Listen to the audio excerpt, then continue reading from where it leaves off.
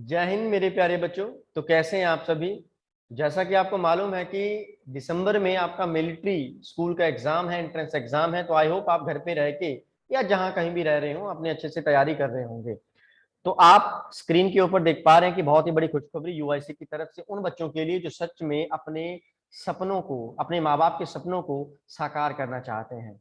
Scholarship worth 12 lakh जो हमारा next year का 2023 to 24 जो नेक्स्ट सेशन रहेगा, उसके लिए यूआईसी ने तय किया है कि 12 लाख की स्कॉलरशिप किस तरीके से दी जाएगी, कैसे दी जाएगी, वो हम बहुत ही जल्दी आपको अपडेट करेंगे।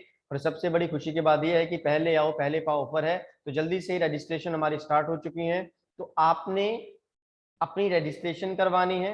आपके बच्चे को क्या चाहिए, एक सक्सेसफुल कैडेट को क्या चाहिए, एक बढ़िया पढ़ाई लिखाई, बढ़िया खान पान, बढ़िया रहन सहन एनवायरनमेंट, पढ़ाई वाला एनवायरनमेंट चाहिए। उसके साथ उसको गेम्स एक्टिविटीज के लिए कुछ माइंड गेम्स चाहिए, और उसके साथ उसको स्विमिंग पूल की सुविधा भी चाहिए, क्रिकेट का ग्राउंड भी चाहिए, और अन्य बहुत सारी सुविधाएं जो कि यूआईसी के कैंपस में बिल्कुल उपलब्ध हैं। आप जल्दी से जल्दी यूआईसी के ऑफलाइन कैंपस जो कि सहारनपुर के गंगों में है, ननौता रोड के ऊपर, तो जल्दी से यहाँ पे विजिट कीजिए और देखिए कि किस तरीके से यहाँ पर बच्चे रह रहे हैं, किस तरीके से वो अपने सपनों को साकार कर रहे हैं। तो यहाँ पर आपने देखा कि 1 अक्टूबर 2022 से लेके 10 जनवरी 2023 तक हमारी जो स्कॉलरशिप टेस्ट होंगे वो हम आपको अवगत कराते रहेंगे। बाकी जो आपकी रजिस्ट्रेशन है वो बिल्कुल ओपन है। कॉन्टैक्ट नंबर नीचे दिए गए हैं, हालांकि वीडियोस के लिंक में, वीडियोस के नीचे मैं आपको कॉन्टैक्ट नंबर जरूर वहां पे प्रोवाइड करवा दूंगा, ताकि आप हमारे काउंसलर से बात करके ये जान सकें कि किस तरीके से ये सुविधा आपको लेनी चाहिए। तो आज हम किसके बारे में बात करेंगे, बेसिकली आज की वीडियो का उद्देश्य कुछ एक मॉक क्वेश्चंस होंगे। आप इन क्वेश्चंस को कैसे टैकल करेंगे मुझे कमेंट बॉक्स में जरूर बताइएगा।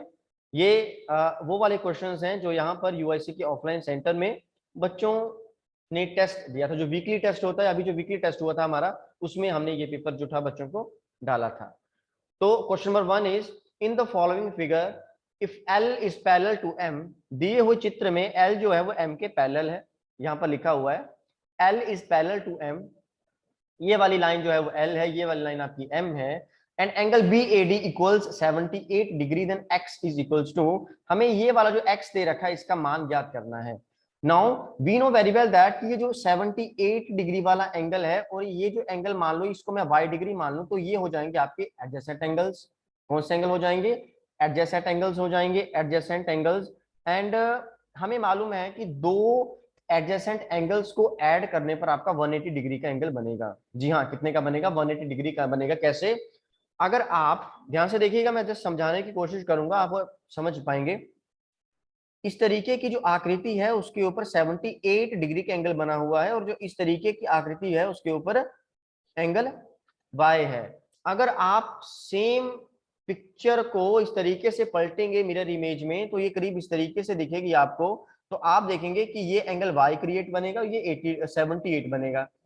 और ये जो आपको एंगल दिख रहा है ये बड़ा सा, अगर मैं इस पूरे एंगल की बात करूंगा तो ये आपका 360 डिग्री कंप्लीट एंगल बनाएगा। तो ऑप्शंस के साथ भी आप इसको सॉल्व कर सकते हैं आसानी से, और ऑप्शंस के बिना भी सॉल्व कर सकते हैं। तो अगर मैं बात करूंगा यहाँ पे 78 डिग्री प्लस y की, तो ये 180 डिग्री बनाएगा। क्यों बनाएगा? क्योंकि भैया ये एडजेसेंट एंगल्स हैं। एडजेसेंट एंगल्स कौन से होते हैं? जो एक ही भुजा के ऊपर बनते हैं, जो एक ही भुजा के ऊपर बनते हैं। और यहाँ पर आपने देखा कि ए बी एक ही भुजा है, यहाँ पर ए के ऊपर बना, यहाँ पर बी के ऊपर बना, तो ये एडजेसेंट एंगल्स हो गए, एक ही आर्म के ऊपर बने। ठीक है जी। इनको ऐड करने पर आपका 180 डिग्री आएगा। इसका मतलब जो y वाला एंगल होगा वो कितना बनेगा आपका? वो बनेगा आपका 180 में से 78 माइनस कर दो, क्योंकि ये जब हम इस तरीके से इसको पलटेंगे तो ये लीनियर पेयर बनाएगा। लीनियर पेयर बनाएगा। लीनियर पेयर हमको मालूम है कि कोई दो ऐसे एंगल्स होंगे जिनको एड अप करने पर 180 डिग्री बनता है, तो वो आपका लीनियर पेयर बन जाएगा। तो यहाँ पर अगर आप y निकालेंगे तो ये करीब करीब आ जाएगा 102 डिग्री। और अगर मैं बात करूं y प्लस वो जो बाहर वाला एंगल है, इस तरीके से जो आपको रिफ्लेक्स एंगल दिख रहा है जो x है, अगर इन दोनों को ऐड करेंगे तो 360 डिग्री बनेगा। क्यों बनेगा? क्योंकि भैया ये कंप्लीट एंगल है।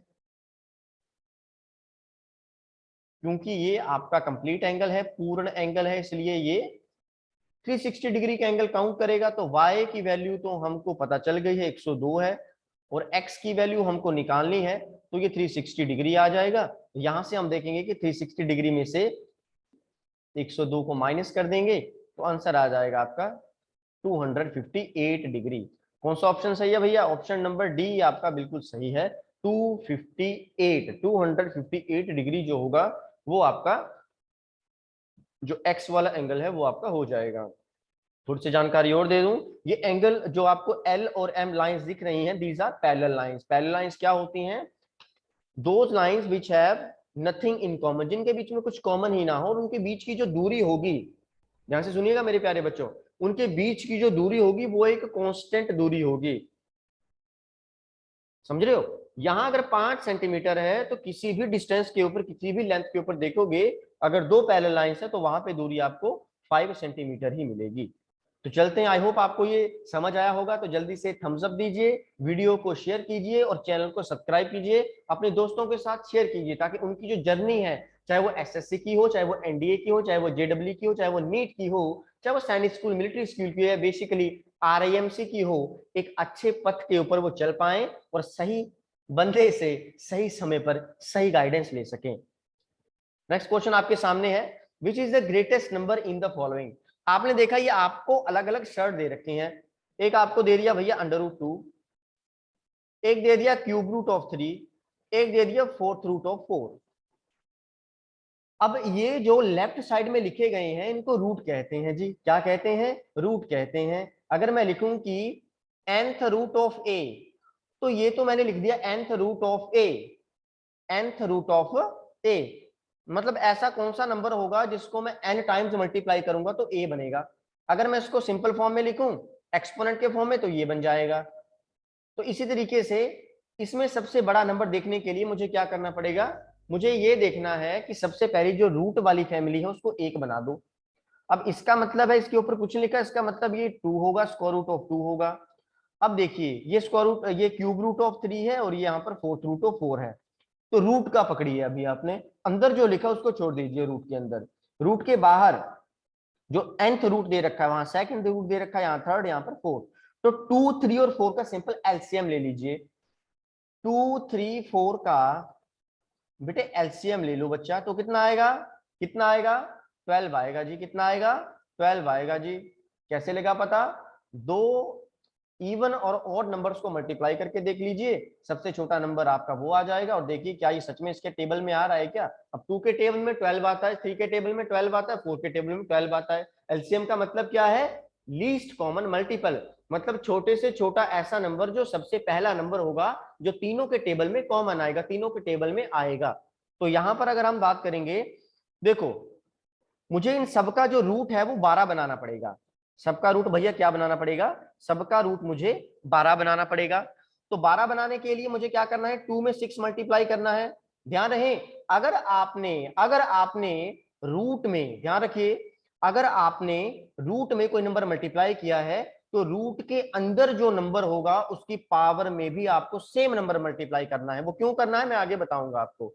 तो ये बन जाएगा 2⁻6 हो जाएगा। ये बन जाएगा आपका 3 × 4, क्योंकि 3 4 जा 12 होते हैं, तो 3 × 4 लिख दिया, और यहां पर लिख दिया 3⁻4। और यहां पर हमने किया fourth root of into multiply 3 root of fourth 4⁻3। I hope आपको थोड़ा सा आइडिया लगा होगा। ये बन जाएगा 12th रूट ऑफ 64, ये बन जाएगा 12th रूट ऑफ 3 3 जा 9, 9 3 जा 27, 3 जा 81, ये 81 हो जाएगा। इसकी बात करूं तो ये आ जाएगा 12th रूट ऑफ 4 4 जा 16, 16 4 जा 64, 64।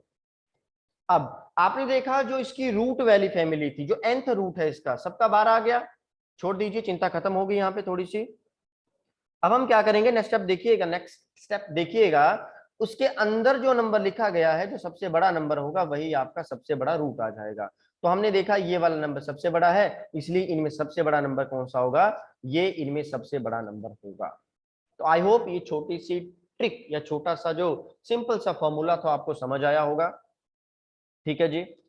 अब मैं बात करूंगा, मैंने आपसे कहा कि जब आप रूट में कोई नंबर मल्टीप्लाई कर रहे हैं तो रूट के अंदर जो कोई आपने नंबर रखा है उसकी पावर में वो मल्टीप्लाई, उसके एक्सपोनेंट में वो क्यों जाएगा। देखिए पहले की एग्जांपल ले रहा हूं मैं।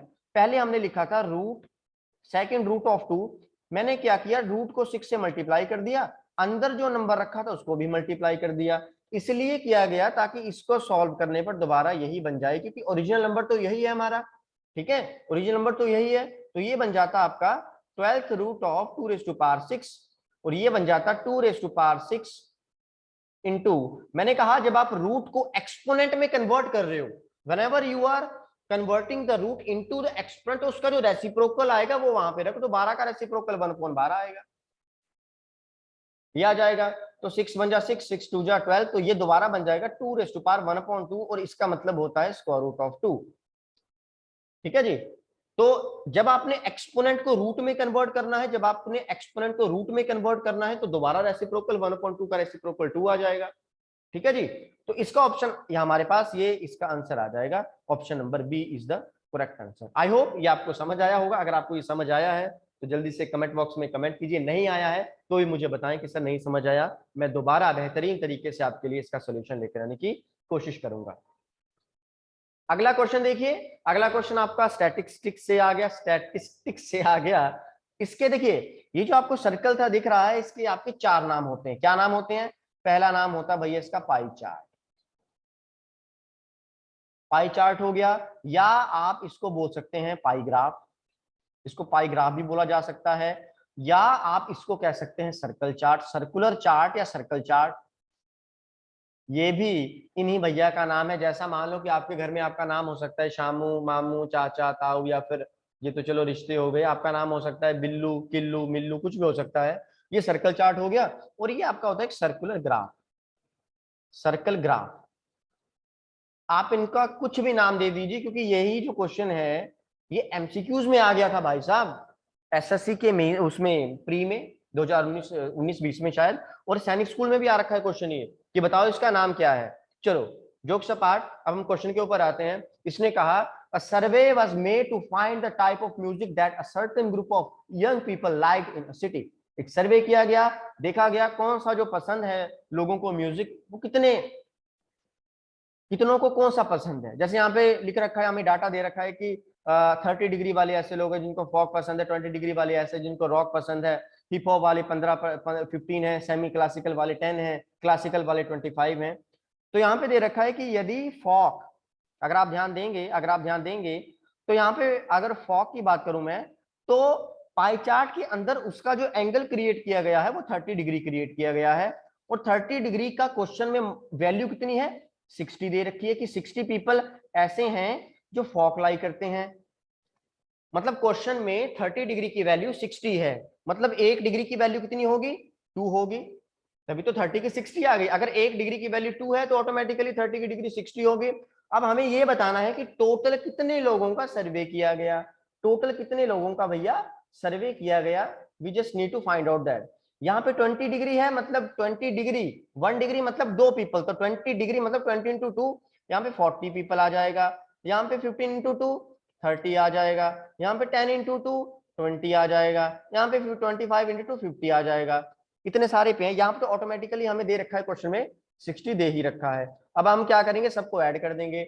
60 में 40 ऐड किया, 60 में 40 ऐड किया, 100 बन गया, 100 में 30 ऐड किया 130, 130 में 20 150, और 50 यहाँ पे। तो आपने देखा कि 6 और 4 10 और 3 13 और 2 15 5 20, तो 200 लोगों का जो टोटल सर्वे किया गया। तो यहाँ पे option B is the correct answer भाईजान। हाँ मेरी जान, समझ आया कि नहीं आया? देखिए समझ आना बहुत जरूरी है, बड़ा ही इंटरेस्टिंग चैप्टर है। सैनिक स्कूल या मिलिट्री स्कूल की बात करूं तो ऐसा क्वेश्चन उम्मीद है पक्का आएगा जिसमें आपके कम से कम 3 या 4 क्वेश्चंस कवर करेगा ये, मतलब करीब करीब 12 या 16 नंबर का पेपर हमें देखने को मिल सकता है, पूरे पूरे चांसेस हैं। ठीक है जी। जी, तो अगला जो हमारा नेक्स्ट क्वेश्चन है, जो हमारा नेक्स्ट क्वेश्चन रहेगा वो रहेगा आपका डायरेक्ट और इनवर्स वेरिएशन में से, जो कि आपका यूनिटरी मेथड चैप्टर में बहुत अच्छे तरीके से डिफाइन किया गया है। इसने कहा एक्स और वाई को दो वेरिएबल हैं, एक्स की जो वैल्यूज हैं आपको दे रखी हैं 357, एंड सो ऑन। और y एक वेरिएबल है जिसकी वैल्यू दे रखी है, अलग अलग चेंज हो रही है, 9, 15, 21 एंड सो ऑन। इसने कहा कि इन दोनों के बीच में कौन सा रिलेशन है, क्या ये डायरेक्ट वेव प्रोपोर्शन है, क्या ये इनवर्स या इनडायरेक्ट प्रोपोर्शन है, क्या ये कोई भी नहीं है, या उनमें से कोई भी ऑप्शन नहीं है। आपने देखा x की वैल्यू पहले 3 थी, y की वैल्यू 3 3 जा 9 हुई, x की वैल्यू 5 हुई, x की वैल्यू बढ़ गई तो 5 3 जा 15 इसकी भी बढ़ गई। अगर x की वैल्यू 7 थी, बढ़ गई, यहां पर 7 3 जा 21 बढ़ गई। तो हमें मालूम है जब किन्हीं दो क्वांटिटीज में माफ कीजिएगा, हमें we know very well that if in two quantities, if one quantity is in increasing and the second quantity also increasing in accordance with the first, अगर मान लो एक दो क्वांटिटीज दे रखी हैं, अगर एक बढ़ रही है और दूसरी भी बढ़ रही है तो इसको हम कहते हैं डायरेक्ट प्रोपोर्शन।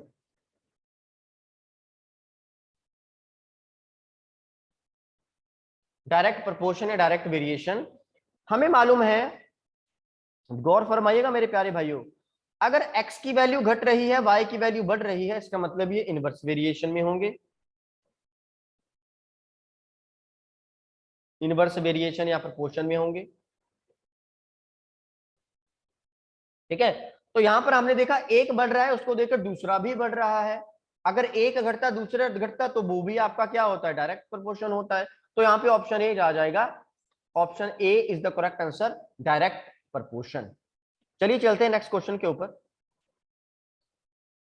हरि नाम का कोई बंदा है, उसने इन्वेस्ट किए 15,000 रुपए 10% रेट के हिसाब से 1 साल के लिए। उसने कहा कि जो अगर चक्रविधि ब्याज कंपाउंडेड हाफ ईयरली, अगर चक्रविधि ब्याज 6 महीने का लगे, then the amount received by Hari at the end of the year, कि तो जो उसको पूरे साल के एंड में, जो कि 1 साल हमें टाइम दे रखा है, 6 महीने का उसका ब्याज काउंट होगा, तो हमको बताना है कि टोटल जो उसको अमाउंट मिलेगा वो कितना मिलेगा। सबसे पहले आप ध्यान दें कि आपको बच्चा, सबसे पहले देखिए क्वेश्चन करने से पहले आपको मालूम होना चाहिए कि एसआई और सीआई में क्या डिफरेंस होता है। अगर आपको मालूम है तो नीचे कमेंट बॉक्स में बताएं कि उनमें मेजर डिफरेंस क्या होता है, नहीं मालूम है तो कमेंट में बताएं, नेक्स्ट वीडियो में उसके ऊपर बनाने वाला हूं। ठीक है, तो इसने कहा कि 15,000, याद रखिए जब कभी आप कोई शुरुआती पैसा किसी से उधार लेते हैं, किसी जॉब में लगाते हैं, किसी बिजनेस में लगाते हैं, कहीं पे दे दिया, कहीं से उधार ली, जो शुरुआती पैसा होगा मेरे भाई वो हमेशा प्रिंसिपल होगा, मूलधन होगा। याद रखिए इस बात को हमेशा, जो आपका शुरुआती पैसा होगा,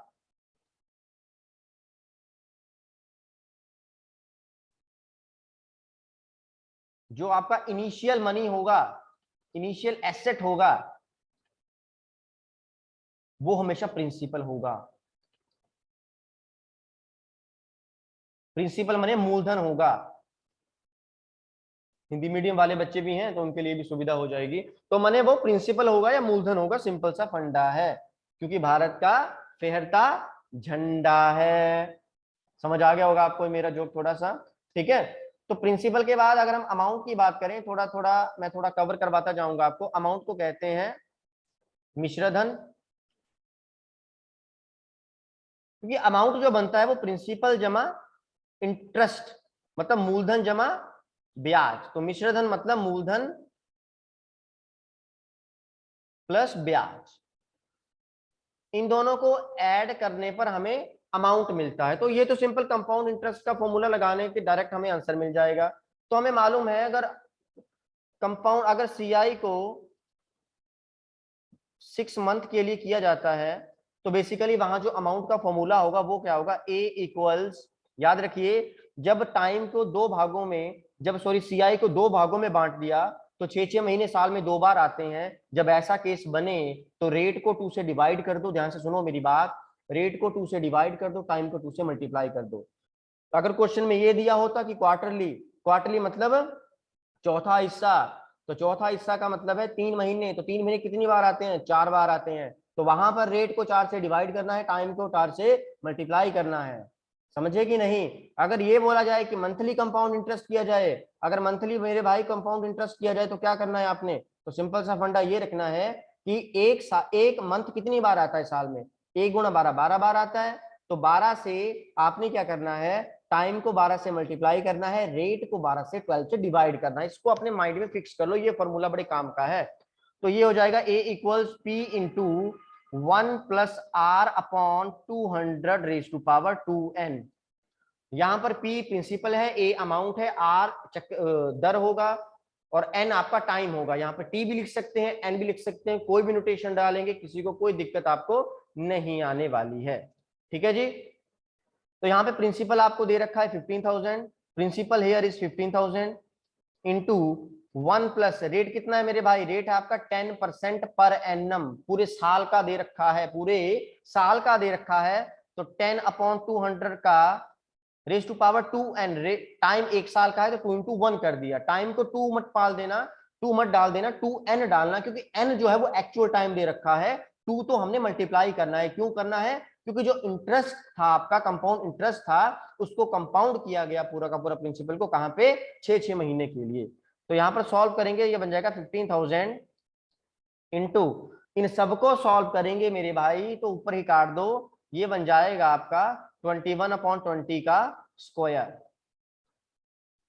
तो जब भी हम सीआई के क्वेश्चंस करते हैं तो कुछ एक ऐसी फ्रैक्शंस होते हैं जिनको याद करना बहुत जरूरी, जैसे 25/27, 28/27, 11/10, 11/20, 14/15, सभी को याद कर लो ताकि क्वेश्चन में आपको दिक्कत ना आए। तो ये बन जाएगा 15,000 मल्टीप्लाई 441/400, 00 से 00 उड़ा दिया, हमने देखा 4 1 जा 1, 4 1 जा 4, 4 3 जा 12 आ गया, 4 3 जा आपका कितना आ गया, 4 12 आ गया, बचे कितने 3, 4 7 जा 28 5। तो दोनों को जब हमने मल्टीप्लाई किया 441 इंटू 5, 441 7, 441 3, एक तो पॉइंट लगा के 5 7 3 5 6 1, 16,537.5, इनमें से है कोई ऑप्शन 16,537.50? तो ऑप्शन सी आपका बिल्कुल करेक्ट आंसर है। तो यहां पर हमने देखा कि ऑप्शन सी आपका बिल्कुल करेक्ट आंसर है। इन क्वेश्चंस को अगर कोई सैनिक स्कूल का कैडेट करेगा अच्छे तरीके से तो मुझे लगता है कि वो 1 या 2 मिनट में ये सारे क्वेश्चन सॉल्व कर देगा। मुझे आपको समझाने थे इसलिए मैंने टाइम लिया थोड़ा सा। आई होप आपको ये वीडियो पसंद आई होगी। लाइक करें, शेयर करें, कमेंट करें, सब्सक्राइब करें। ऐसे ही मजेदार वीडियोस देखने के लिए चैनल को सब्सक्राइब करें। धन्यवाद। जय हिंद।